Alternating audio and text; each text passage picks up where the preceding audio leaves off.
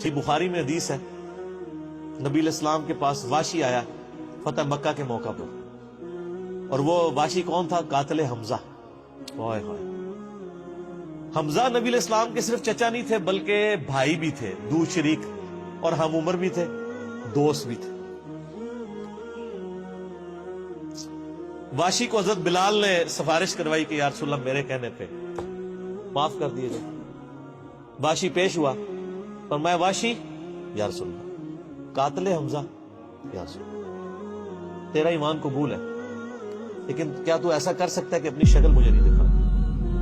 ہائے ہائے ہائے، یہ وہ شخص ہے جو حریص علیکم بالمؤمنین رؤوف الرحیم ہے،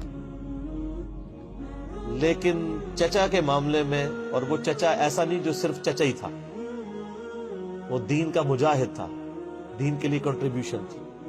اور میں آپ کو علا وجہ بصیرت کہتا ہوں کہ حضور کی وفات کے وقت اگر حضرت حمزہ زندہ ہوتے، خلیفہ اول حضرت ابوبکر نے نہیں ہونا تھا، حضرت حمزہ نہیں ہونا تھا۔ اس کا لاجیکل ثبوت یہ ہے کہ غزوہ بدر میں مسلمانوں کا لیڈر کون تھا آرمی کا؟ حضرت حمزہ۔ نبی علیہ السلام تو خیمے میں تھے نا، مسلمانوں کو لیڈ کون کر رہا تھا؟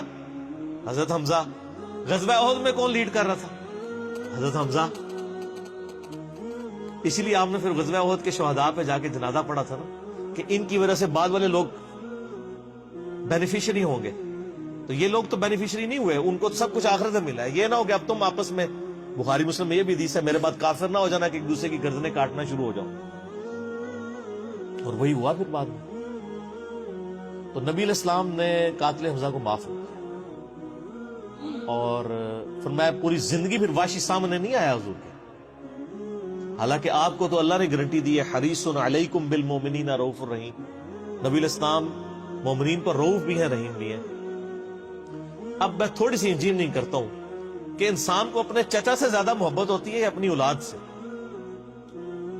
مطلب اس پہ تو کوئی دوسری رائے نہیں ہے۔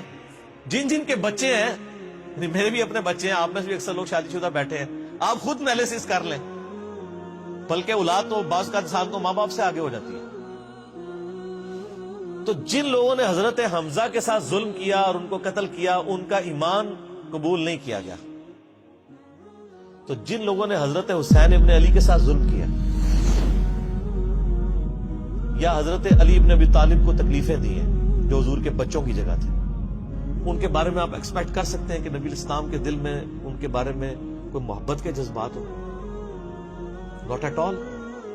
حتیٰ کہ آپ دیکھ لیں مسند احمد میں تواتر سے وہ حدیث نقل ہوئی ہے کہ ابن عباس کہتے ہیں کہ ایک دوپہر کے وقت میں نے خواب دیکھا اور میں گھبرا کے اٹھ گیا اس خواب کی وجہ سے۔ میں نے دیکھا کہ نبی علیہ السلام جو ہے وہ پرانگدہ حالت ہے، بال بکھرے ہوئے ہیں، جسم پہ گرد پڑی ہوئی ہے، ہاتھ میں خون کی ایک شیشی ہے، اور میں نے کہا یا رسول اللہ میرے ماں باپ قربان، آپ کی کیا حالت ہے؟ تو فرمایا کہ یہ حسین اور اس کے ساتھیوں کا خون ہے جو صبح سے میں کربلا میں سمیٹ رہا ہوں۔ اور یعنی ایک اللہ کی طرف سے دکھایا گیا یہ تشبیہ، یعنی ایک علیحدہ سے ایک محکمہ خواب، ایک محکمہ بالکل الگ سے۔ آپ مجھے خواب میں آئے تو آپ کو نہیں پتا ہوگا کہ آپ میرے خواب میں آئے، یہ اللہ تعالیٰ تمثیلاً دکھاتا ہے۔ اور نبی علیہ السلام کو خواب میں دیکھ رہا ہے کون؟ صحابی، تو وہ تو کنفرم ہے، بخاری مسلم میں حدیث ہے جس نے مجھے خواب میں دیکھا میری شکل میں شیطان نہیں آ سکتا، اور وہ شکل صحابی کو تو پتا تھی، اور صحابی بھی عام نہیں، عبداللہ ابن عباس کہتے میں گھبرا کے اٹھا، میں نے وقت اور تاریخ نوٹ کر لی اور دن بھی، کئی ہفتوں بعد پتا چلا کہ اسی دن 10 محرم 61 ہجری میں حضرت حسین ابن علی کو شہید کیا۔ تو حسین ابن علی کی وفات کے اوپر یہ ابن عباس کو خواب میں آنا، حضور صلی اللہ علیہ وسلم نے انڈیکیٹر دے دیا نا، اسی حدیث کو نقل کر کے اسماعیل دہلوی، جس کو دیوبند اور اہل حدیث جو اس وقت پریکٹیکلی یعنی ایک سمجھ لیں کہ یزید کے ٹھیکیدار بنے ہوئے ہیں اس کے دفاع کے اوپر، ان کے مشترکہ امام ہے اسماعیل دہلوی، شاہ ولی اللہ دہلوی کا پوتا۔ اس نے جو کتاب لکھی ہے نا تقویت الایمان، جس میں گستاخیاں بھی ہیں، وہ اس کتاب کے اندر ہم نے اس کا جے پی جی بھی لگایا تھا، اس میں اس نے لکھا ہے کہ اس حدیث سے پتہ چلا کہ نبی علیہ السلام وفات کے بعد بھی اللہ کی جنتوں میں حسین کے قتل کی وجہ سے غم زدہ ہیں۔ اور اس نے بھی لکھا ہے یزید پلید لفظ لکھا، وہ اس پوری کتاب میں جہاں جہاں لفظ استعمال کرتے ہیں یزید پلید استعمال کرتے ہیں۔ تو بعد میں سعودیہ ایران ٹسل شروع ہوئی تو یہ یزید کی وکالت کرنی شروع کر دی. اہل حدیث تو خیر اس وقت ناصبیت اور یزیدیت کا جھنڈا اٹھائے ہوئے ہیں. دیوبند میں کم لوگ ہیں ایز کمپیئر ٹو اہل حدیث, اور بریلویوں میں تو بہت ہی کم. تو یہ میں آپ کو صرف ایک کمپیریزن بتا رہا ہوں کہ انسان کو اپنی اولاد سے جو محبت ہوتی ہے وہ تو آپ سوچ نہیں سکتے. ترمذی میں اور مسند احمد میں حدیث ہے, نبی علیہ السلام نے حضرت حسین کو اٹھایا ہوا ہے اور آپ فرماتے ہیں اللہ یہ میرے بیٹوں میں سے ایک بیٹا ہے, اللہ اس سے محبت کر, جو اس سے محبت کرے, اس سے دشمنی رکھتے اس سے دشمنی رکھ. ہم یہ پوچھتے ہیں کہ حسین سے دشمنی کس نے رکھی ہوئی ہے, ذرا پوائنٹ آؤٹ کریں نا. کیا یہ تھریٹیکل بات ہے؟ تھی نا دشمنی, آج تک ہے, اس زمانے میں بھی تھی. تو وہ ان لوگوں کو پھر ان کے ساتھ کیا معاملات ہوں گے؟ باقی واقعہ کربلا والا ریسرچ پیپر 5B پڑھ لیں تو آپ کو معاملات کلیئر ہو جائیں گے.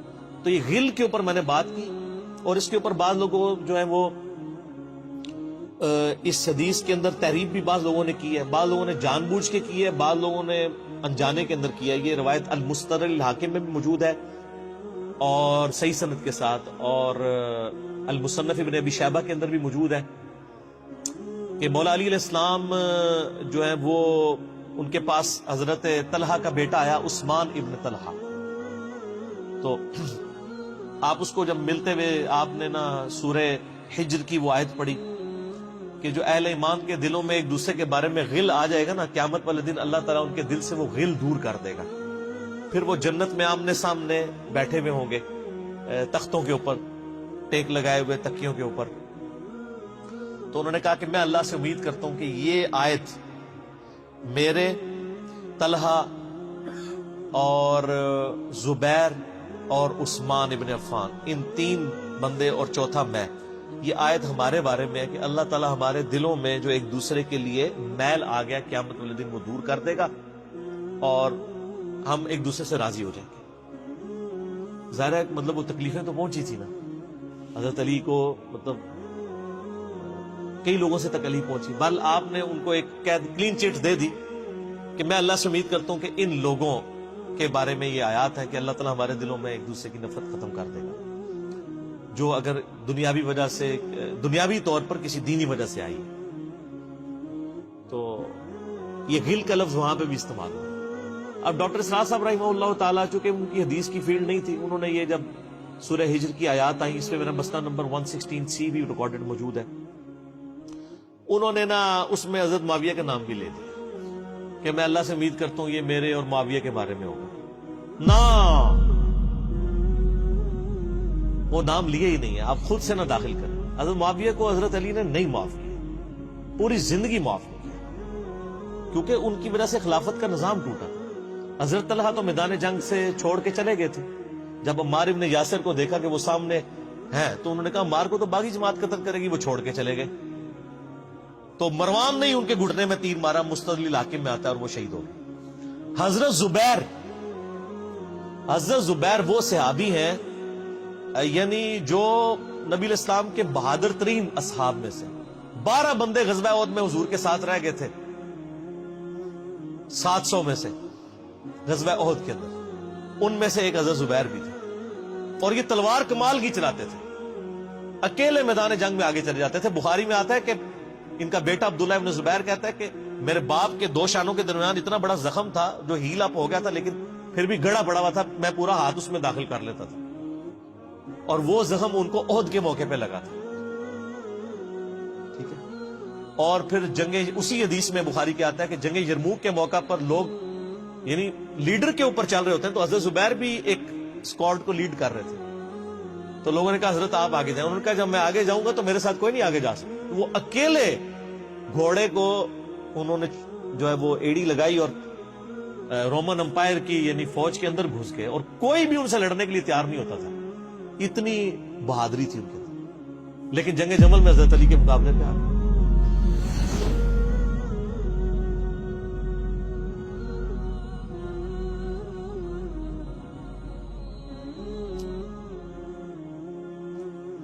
اس تکلیف کا کوئی اندازہ نہیں کر سکتا. حضرت حسن ابن علی نے بتایا مولا علی سے کہ بھئی حضرت زبیر آئے ہیں, تو حضرت علی نے کہا کہ رکو میں خود چاہتا ہوں. گئے, کہا زبیر یاد ہے وہ دن جب نبی تم مجھ سے بڑا پیار کر رہے تھے، پھوپھی ذات تھے نا، نبی علیہ السلام کی پھوپھی کے بیٹے ہیں حضرت زبیر بن عوام رضی اللہ تعالی۔ تو حضور نے تم سے ایک بات کہی تھی کہ تم علی سے اتنی محبت کرتے ہو، ایک دن آئے گا کہ تم تلوار لے کے علی کے خلاف کھڑے ہو جاؤ گے۔ تو تم نے کیا کہا تھا کہ یا رسول اللہ میں علی کے خلاف کھڑا ہوں گا؟ اور میں ہاں، تم اس وقت ظالم ہو گئے۔ تو حضرت زبیر جو ہے وہ ان پہ غشی طاری ہو گئی، گھوڑے کو، یعنی وہ حضرت علی کا پھر سامنا بھی نہیں کر سکے، میدان جنگ سے واپس چلے گئے۔ تو بعد میں حضرت علی کے فوجیوں میں سے ایک بندے نے جا کے پیچھے ان کو دھوکے سے قتل کر کے تھا، تو حضرت علی نے کہا کہ زبیر کے قاتل کو میں دوزخ کی بشارت دیتا ہوں، کیونکہ زبیر جنتی تھا۔ تو وہ شخص پھر حضرت علی سے ناراض ہو گیا کہ میں نے تجھے حکم دیا تھا، جب میں نے ان کو جانے دیا تو نے یہ کام کیوں کیا؟ تو وہ پھر خارجی ہو گیا۔ اور یعنی یہ وہ محبت تھی، وہ جہاں محبت تھی وہ نظر آتی تھی۔ ظاہر ہے کہ ایک بندے کی ایک غلطی سے اس کی پوری زندگی زیرو سے ملٹی پلائی نہیں ہو جاتی، جس نے اتنا کچھ دین کے لیے کنٹریبیوٹ کیا کبھی نہیں ہو سکتا ایسا۔ حضرت علی کو بھی اس بات کا پتہ تھا۔ بہرحال یعنی اللہ تعالیٰ ان سے راضی ہو، اسی لیے نبی علیہ السلام کی اس حدیث یعنی وہ حضرت علی کے اس قول کو حضرت علی فٹ کیا کرتے تھے حضرت زبیر، طلحہ اور حضرت عثمان ابن عفان پہ رضی اللہ تعالیٰ۔ باقی آپ میرا کربلا والا ریسرچ پیپر پڑھیں تو آپ کو پتہ چلے گا کہ کتنی یعنی مشکل وقت حضرت علی نے اپنی خلافت میں دیکھا اس حوالے سے۔ یعنی مصنف ابن ابی شیبہ میں آپ کے مخالفین کی لاشیں بھی ہیں، ان پہ بھی حضرت علی گریا کر رہے ہیں، ایک ایک کی لاش اٹھا کے اس کو صاف کر رہے ہیں۔ حضرت طلحہ کا بیٹا تھا محمد بن طلحہ، اس کی لاش دیکھی تو رو پڑے، حالانکہ وہ مخالفت میں لڑنے آیا تھا۔ پھر حضرت حسن سے کہا کاش میں جنگ جمل سے 20 سال پہلے ہی مر گیا ہوتا، میں یہ دن نہ دیکھتا۔ ایک ایسا شخص جس نے 8 سال کی عمر میں اسلام قبول کیا، جس نے اسلام کو زیرو سے 3 براعظموں میں پھیلتے ہوئے دیکھا، اور اب اس کو بڑھاپے میں یہ دن دیکھنے پڑ رہے ہیں کہ اس کے سامنے اسلام کا شرازہ بکھر رہا ہے، کہ مسلمانوں سے لڑ رہے ہیں۔ ایک ایک جنگ میں 8-8 10 ہزار لوگ، جن میں مرنے والے صحابہ ہیں حضور کی تربیت یافتہ، جو ایک آواز کے اوپر حضور کی لبیک کہنے والے تھے، شیر و شکر تھے آپس میں۔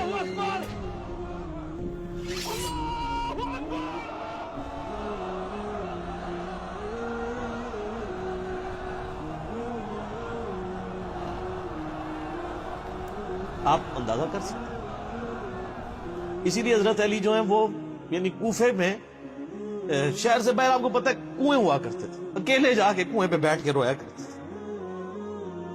کہ اللہ اس امت کے ساتھ کیا ہو گیا۔ کوشش کرتے رہے، اینڈ رزلٹ یہ ہے کہ وہ خلافت کا نظام۔ اسی لیے مصنف ابن ابی شیبہ میں آتا ہے کہ آپ نے فجر اور عشاء کی نمازوں میں قنوت نازلہ پڑھی، اللہم علیک بمعاویہ واشیاعہ، اے اللہ معاویہ اس کے شیعہ کو برباد کر، علی اور اس کے عمر بن عاص اور اس کے شیعہ کو، ابا سلمی اور اس کے شیعہ کو، قیس اور اس کے شیعہ کو برباد کر۔ باقی احادیث میں آپ علیہ السلام نے جو بشارت کر دی تھی، سنن سعید کبریٰ کے اندر حدیث موجود ہے، حاکم کے اندر، کہ نبی علیہ السلام نے حضرت علی سے ایک دن فرمایا تھا، اے علی، اگلی امتوں میں سب سے بڑا بدبخت وہ تھا جس نے قوم عاد کی اونٹنی کو قتل کیا اور اس کے بعد عذاب آ گیا۔ میری امت کا سب سے بڑا بدبخت وہ ہوگا جو تیرے سر کے خون سے تیری داڑھی کو رنگ دے، اور وہی ہوا ہے۔ اور اس کے بعد پھر دیکھیں امت ایک جگہ جمع نہیں ہوئی ہے۔ حضرت علی ایک آخری کوشش تھی، اور جن لوگوں نے اس وقت ساتھ نہیں دیا پھر ان کو دنیا میں اس کا خمیازہ بھگتنا پڑا ہے۔ عبداللہ بن عمر نے بیعت نہیں نہ کی تو صحیح بخاری اٹھا کے دیکھیں، عبداللہ بن عمر کو آل امیہ نے قتل کروایا، حجاج بن یوسف نے زہر آلود نیزہ مروا دیا۔ اور حاکم کے اندر مجموع الزوائد کے اندر موجود ہے، حضرت عبداللہ بن عمر آخری عمر میں کہا کرتے تھے کاش میں اس وقت علی کا ساتھ دیتا اور یہ خلافت کا نظام تو بچ جاتا، کیونکہ کئی لوگ بیچ میں نیوٹرل ہو گئے تھے جو پھر ساتھ نہیں دیا، تو اس کی وجہ سے پھر حضرت علی کے چونکہ اب پاس اتنی مین پاور نہیں تھی کہ اس سسٹم کو سنبھال سکتے، بعد پھر وہ شہید ہو گئے اور پھر معاملات آ گئے۔ خیر بات کہاں سے کہاں نکل گئی، کیونکہ یہ اس کے ساتھ غل کا لفظ تھا، تو یہ غل کے لفظ کو ایڈریس کرنا ضروری تھا۔ تو تو آج ہم جب جنگ جمل صفین نہروان کو ڈسکس کرتے ہیں تو یہ کوئی غل والی بات نہیں ہے، یہ وہ چیزیں ہیں جو ایک ریالٹی ہیں، اور وہ اگر یہ غل والی بات ہے تو نبی الاسلام کے دل میں بھی نعوذ باللہ غل تھا، مولا علی کے دل میں بھی غل تھا، ایسا نہیں تھا۔ وہ دین کی حمیت کہلاتی ہے، اس کو غل نہیں آپ کہتے۔